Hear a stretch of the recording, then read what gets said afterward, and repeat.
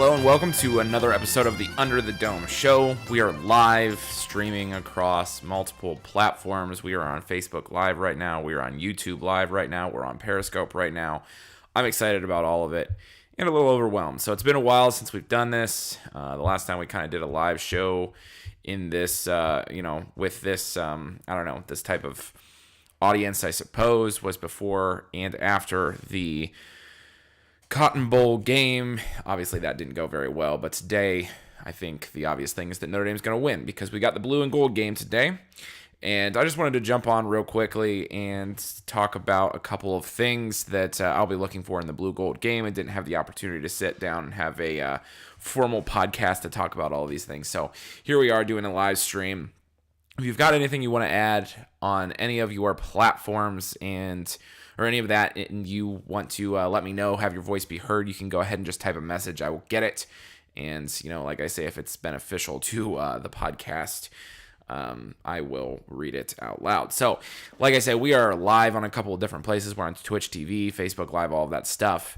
If you are looking for some of those links, make sure you go to the Under the Dome Twitter. There's a link there, and it'll send you to a landing spot for all of those places.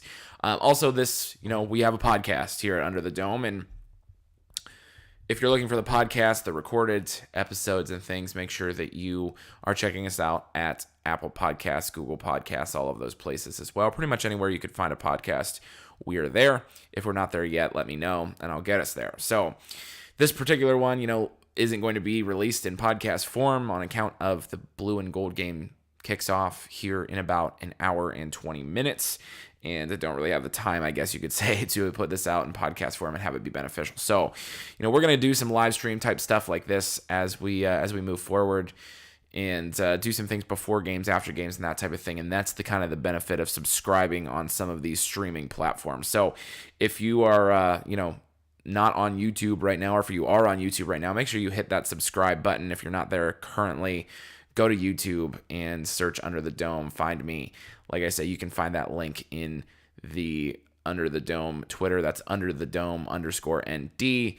You'll find all of those links and stuff. So make sure you're subscribing so that you're privy to, all of this content. So a couple people have been joining us in and out. So if you, like I say, want to chime in here, I am able to see messages that you type to me, whichever content platform you are on. So just go ahead and do that, and we'll address what we've got to say. So thanks for joining me on this beautiful Saturday afternoon. We're just a little over an hour before the kickoff of the blue gold game, and there were just a couple things, I guess, that I wanted to talk about before the game. And like I say, I wasn't able to record a formal podcast when I did this. So before I did this, I suppose. So that's why I guess here we are live streaming the morning of. So, by the way, I'd be remiss if I didn't say this part. If you've been living under a rock lately and you missed all the Notre Dame content that we have over at slapthesign.com, make sure you go over there and do some reading if you're looking for a couple things to do before this blue gold game kicks off. It's slapthesign.com. You'll go over there. We covered very thoroughly the WNBA draft, where the Notre Dame women's basketball team had all 5 starters drafted to WNBA teams. We've got articles on all of those. We've got a few articles up about what we're looking for in the spring game, some of which I am going to touch on here today, right now. And just some good stuff that, we're really... we've published nearly 30 articles in April already, I suppose. So if what you're looking for is Notre Dame written content, make sure you go to slapthesign.com and make sure you check that stuff out. So about the blue gold game today. So there are a couple things that I'll be keeping an eye on. First of all, I think this was well put by a couple people on, in the, the Twitter sphere of Notre Dame football, that largely the blue gold game sort of doesn't matter. And I think that obviously has a great deal of truth. There are some reasons why it does matter, however. Certainly the outcome of the blue gold game isn't going to tell us a whole awful lot. But I suppose, if you watch it from a standpoint of, and this is how I'll be watching it, there'll be players that I guess I'm keeping an eye on that I want to see if they are on the trajectory to do what we hope they will do when the actual season starts in September, when we're, in late September going down and playing Georgia in Athens and that type of thing. And there will be signs that certain players are doing those certain things, and there are going to be players that don't even play in this game, I believe, that, that because of injury, that won't really have the impact, or haven't played much during spring, that won't have the impact because they're not completely healthy, that I think by the time, we're getting to the meat of the season, we're going to see some of those players showing out a little bit. So, not necessarily a perfect indication of what we'll see in the future is today, but like I say, signs that, things could be heading in the right direction, I suppose. So I'm going to kind of roll through 3 or 4 things that I am interested in seeing today. And like I say, if any of you want to chime in and talk about some of the things that you're looking for as well, that would be wonderful. So first of all, I think the major thing that I'll be looking for, number one, the biggest question mark I think I have about this particular Notre Dame team is the linebacking core, and that includes the rover position. So, we'll likely see a pretty decent rotation of players at the linebacking core in this game, and it sort of remains to be seen, which players are going to play with who and what combinations of players that, they're going to throw out there together, and will players be switching teams and that type of thing. I sort of doubt that, but we'll get a little bit of an indication at least of, who's out there first and who the coaching staff seems to like maybe a little bit better, or who has maybe the inside track to become a starting linebacker for Notre Dame as, the season starts. But I think the one guy, and I wrote about this a little bit, that Notre Dame seems pretty confident is going to be like the one holdover from the linebacking type position is Asmar Bilal. There was thoughts that he was going to play the buck, or like the weak side, backside linebacker.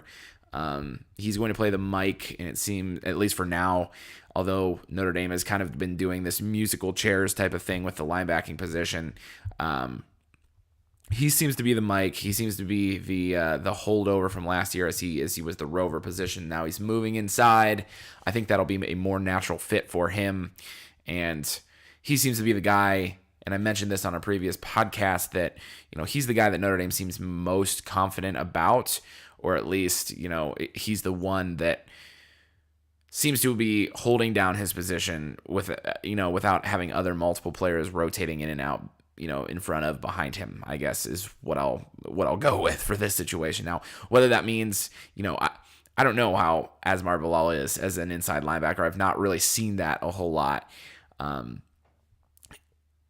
There is certainly the chance that having Asmar Bilal as your quote-unquote best linebacker is not good for Notre Dame. So we'll sort of see. I'll be watching him, and I'll also be watching who does play the buck linebacker position. And, right now it sort of seems like Jordan Genmark-Heath is the guy at the buck linebacker position. And this is just me postulating here, speculating that, I think Jordan Genmark-Heath could be a person that, depending on how some of these younger linebackers like Jack Lamb perform behind him, Jordan Genmark-Heath could end up being a guy that Notre Dame takes a look at the rover position. We will see, because he has that safety background. He obviously has been playing linebacker for the last 2 years. He was a backup last year to Drew Tranquill. So he's kind of a similar type of a guy, and it would make a lot of sense to me if we saw him at the rover position. Now, like I say, no Notre Dame coach or reporter has actually speculated that that's going to actually be a thing. So I don't know. We'll see, I suppose, as things move on. I don't expect to see him at the rover position in this game, however, but we certainly will see how he does at that buck linebacker position. See if he's making plays, if he's struggling. That'll be a position that I'm keeping an eye on. And then we've got Jeremiah Owusu-Koramoah, who's the currently at least the starting rover. Like I say, I have my doubts about whether he holds this one down. Now, maybe I'll be a little bit, I guess, surprised by what he's able to do today.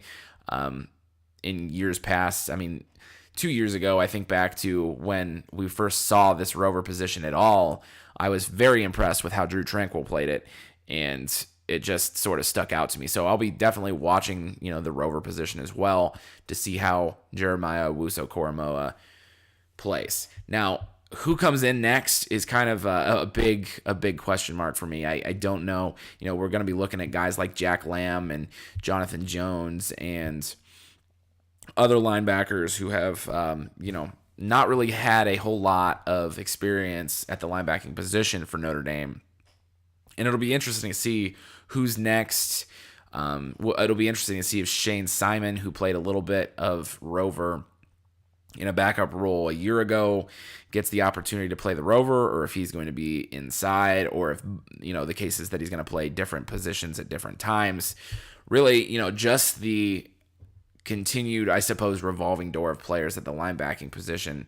Hopefully, the spring game today provides a little bit of clarity, a little bit of insight into what's going on there. However, like I say, certain players have been nicked up, haven't played a whole lot. So, not any answers will be given today, definitively at least. But like I say, it'll be interesting to see how the linebackers play, who plays with who, and what combinations and that type of thing. Also, sort of sticking with the theme of interior defense, I think the next biggest thing, for Notre Dame is the play of their defensive line. Now, Notre Dame is stacked on the outside with, outside linebackers and I guess not really outside linebackers per se. Notre Dame calls them defensive ends, but they've got a drop defensive end who's more of a guy that is in the outside linebacker type of mold. Pass rusher, can drop into coverage, that type of thing. And then they've got the more, I suppose you could say, traditional defensive end, which is Khalid Kareem. And at both positions, Notre Dame is three deep.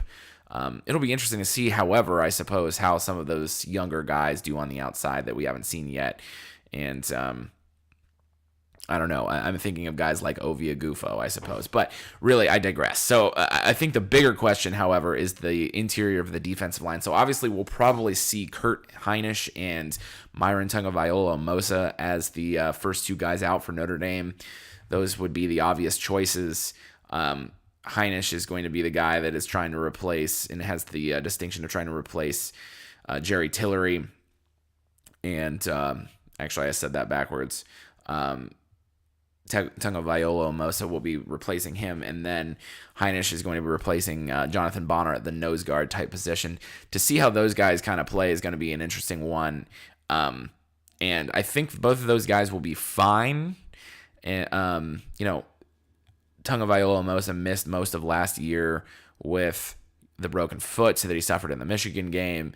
Be interesting to see, now that he's got 2 years under his belt, it's a freshman season that, where he flashed, and a sophomore season that was mostly lost, to see what he comes up with in his junior year. But then, it'll be the first time that Notre Dame fans really get to see Jacob Lacey, true freshman, who has really, by all accounts, played really well in spring football. And it'll also be another opportunity to look at Jason Ademilola, who Notre Dame fans saw a little bit last year, but just in very, very limited amounts. So where the defensive line depth comes from, whether we can see some of those second string type guys push a guy like Heinisch to get into that starting type position, well, like I say, we'll get a glimpse of that today. I, first one, have not seen really much of Jacob Lacey, but I've heard great things about him. That'll be something that, like I say, is going to be important for Notre Dame going forward. It's also worth mentioning, I think, that there is one player on the defensive line that you won't see today that I think is going to factor into this defensive line rotation, and that is Jamion Franklin, who played in one game last year, and that was the Wake Forest game, and unfortunately suffered a serious quad injury. And from people I've talked to, things that I've heard, Jamion's on his way back. He's on the mend, and he will be almost full go by May, and should be good to go by summer and fall practice and that type of thing. And Jamion, and again, this is secondary information from things that I've heard, is one of the strongest players on this team. And really what got him to Notre Dame was his explosion, his ability to just get off the line super quickly. And if he's able to combine that explosion after the injury with some of the strength that we know that he has, he's going to be a tough guy to keep off the field. So that is one guy you won't see today, but I felt like it was worth mentioning a guy that's been working really hard to get back into the rotation as a member of the Notre Dame defensive line. So, I think, by the way, so I think it's worth noting before I move on to kind of the last thing that I want to see from this Notre Dame team, that, if you think about any sport, and this point has been made, all over the place, when talking about college sports, professional sports, whatever, you want to be good up the middle. So if you think about, baseball, for instance, you want to be good in the middle with your shortstop, your second baseman, your center fielder, because, that's important, your pitcher. In basketball, you want to have a nice rim protecting center in the middle, a big guy that kind of helps patrol the lane defensively and that type of thing. Football is no different. So these interior defensive linemen, these interior linebackers and things are going to be of the utmost importance for Notre Dame repeating a defensive output like they had, in 2018. So I just think, it's the interior of the defense that I'm most worried about and intrigued by. And we'll see, like I say, if guys come in and fill those shoes, which I think that Notre Dame is becoming a place where, the second string, the drop off from first to second string is closing at Notre Dame, I think. And soon we'll have an issue. We won't have an issue of like, will these guys, do we have guys that can fill the shoes? It's going to be just which ones. At this point, I still think there are question marks about, does Notre Dame have the same type of player that can step in for, Drew Tranquill and Tavon Coney as they move forward. And like I say, I think we'll find some of those answers today and then as we move forward into fall practice as well. The last thing really that I'll be looking forward to is the passing game for Notre Dame.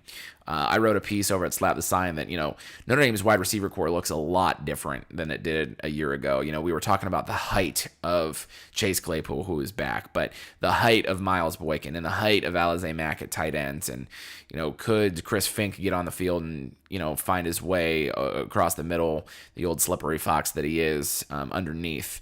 This year, it's a little bit different. Chase Claypool is back, but he's not really the jump ball type of receiver that Miles Boykin was. So it's a little bit different at the first wide receiver position.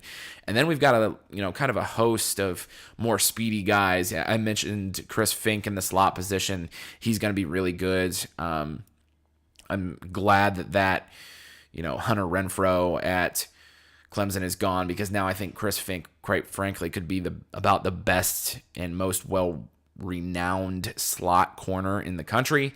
And he's gonna do his Chris Fink things. But the other receivers, the other guys, the Michael Youngs, Braden Lenzy, Lawrence Keys, those type of guys, how are they going to perform? And what I want to see at least once, and this is kind of touching on a twofold problem that Notre Dame had last year, is I want to see a Notre Dame wide receiver get behind the secondary. And I just want to see, and you might say, hey, Ben, like, if Notre Dame wide receivers are getting behind the defensive secondary, isn't that a problem with the defensive secondary? And, to a certain degree, I get that, and I say yes, but not necessarily, right? I mean, Notre Dame has moved some guys around in the defensive secondary. I think Troy Pride is a steady holdover, and I think Houston Griffith, now playing outside towards the boundary, is going to, give him a natural home at cornerback. So I'm not really all that concerned about Notre Dame's cornerbacks right now. The Irish have been working on some press coverage in their defense this spring that is still a work in progress. And so all of that put together, I just want to see. Oh, and by the way, Alohi Gilman has been nicked up this spring practice. Same with Jalen Elliott. So, I think if what we see from the Notre Dame offense is a couple big explosive passing plays, that's going to bode well, because I think the defense is going to figure it out and they're going to get healthy in the secondary and that type of thing. I'm not necessarily going to look at a big passing play and think to myself like, oh man, like Notre Dame's going to start giving up all these chunk plays, because they didn't do that a year ago, and 3 of the 4 secondary guys are back. Now, obviously, we saw when Julian Love went out against Clemson that then Notre Dame was giving up chunk passing plays, but I think Notre Dame is better equipped, to handle that with an offseason than they were mid-game against a team like Clemson. So I want to see someone like, it might be Chase Claypool, it might be Michael Young, Braden Lenzy, Lauren Keys. I don't know who it's going to be, but I would like to see one or more at least big over-the-top passing plays, which also in turn will talk about, Ian Book and his ability to throw the ball down the field. So, I know we're talking about multiple positions right here, but I just think it'll be important for Notre Dame to see Notre Dame hitting on a big passing play or two in this game.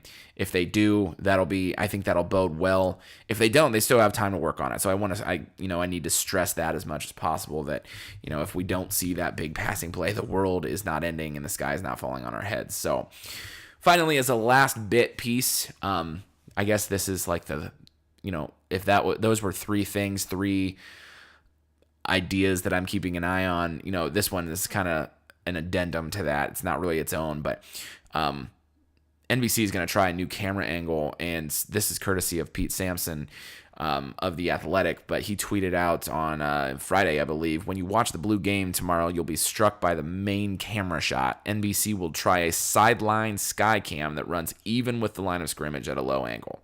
So it'll be interesting to see, are they going to run with that exclusively? Is the whole game going to be played that way? Watching it in that view, I'm not really sure.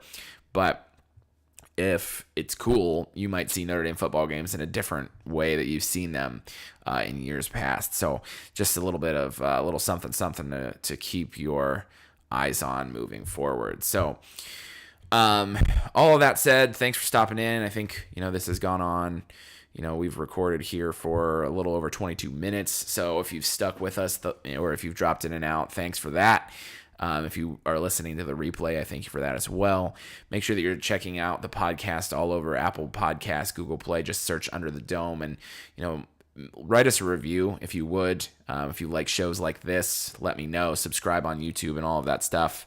I really do it for, the interaction and those types of things. So, if you think I'm a dang idiot, I'm trying to keep this PG-13 for the kids, you know what I'm saying? If you think I'm an idiot, let me know that you think I'm an idiot, and I'll try to be better. So, anyway, so like I say, make sure that you are checking out slapthesign.com for our pregame reactions, and we'll be writing a lot of things over there as well for postgame reactions as soon as the game concludes and as the game goes on as well. So, slapthesign.com, under the dome _ND on Twitter. If you go there in the bio, you'll find the link for YouTube, for Apple Podcasts, and all of those other things. And just make sure you're checking out all the work that myself and others do over at Slap the Sign going forward. So thanks for listening, and until next time, go Irish.